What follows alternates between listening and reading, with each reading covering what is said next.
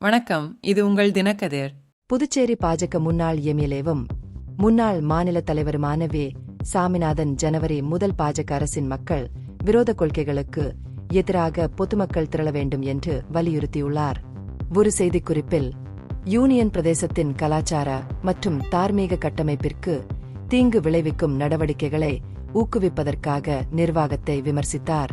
புதுச்சேரியின் ஆன்மீக பாரம்பரியத்துடன் ஒத்துப்போகாத குடிபோதையில் நடனமாடுவது போன்ற தகாத பழக்கங்களை ஊக்குவிப்பதாக கூறி கடற்கரை சாலையில் நடைபெற்ற ஹேப்பி ஸ்ட்ரீட் நிகழ்ச்சியை தடை செய்ய கோரினார்.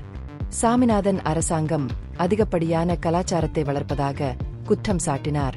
ரெஸ்டோபார்கள், சட்டவிரோத சூதாட்டம் மற்றும் போதைப்பொருள் விற்பனையின் அதிகரிப்பு ஆகியவற்றை சுட்டிக்காட்டினார். இந்த முன்னேற்றங்கள் புதுச்சேரியின் கலாச்சார விழுமியங்களை சிதைத்து கலாச்சார சீரழிவுக்கான மாதிரி மாநிலமாக மாற்றுகிறது என்று அவர் குற்றம் சாட்டினார்.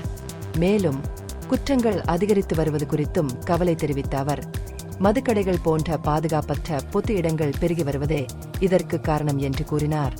முன்னாள் சட்டமன்ற உறுப்பினர் நிர்வாகத்தின் பொருளாதார கொள்கைகளை விமர்சித்தார்.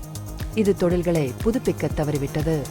மேட்டுப்பாளையம், தட்டாஞ்சாவடி மற்றும் சேடராப்பேட்டை போன்ற பகுதிகளில் ஆலைகள் மூடப்பட்டதை மேற்கோள் காட்டிய அவர், ஆயிரக்கணக்கான தொழிலாளர்களை வேலையிழக்கச் செய்துள்ளதாகவும் பலர் அண்டை மாநிலங்களுக்கு வேலை தேட வேண்டிய கட்டாயம் ஏற்பட்டுள்ளதாகவும் கூறினார்.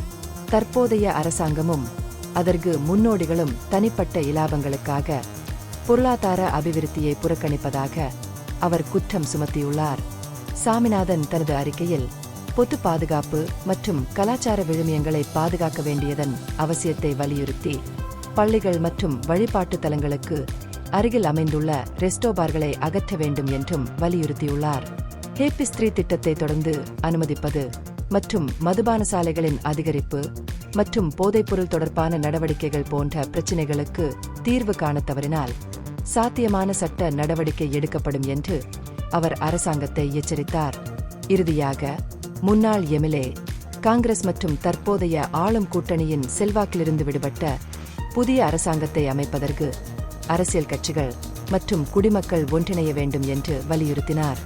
சுயநலக் கொள்கைகள் என்று அவர் விவரித்ததை விட கலாச்சார பாதுகாப்பு, பொருளாதார மறுமலர்ச்சி மற்றும் பொது நலனுக்கு முன்னுரிமை அளிக்கும் ஆட்சியை கோருமாறு புதுச்சேரி மக்களுக்கு அவர் அழைப்பு விடுத்தார். இது உங்கள் தினக்கதிர். நன்றி.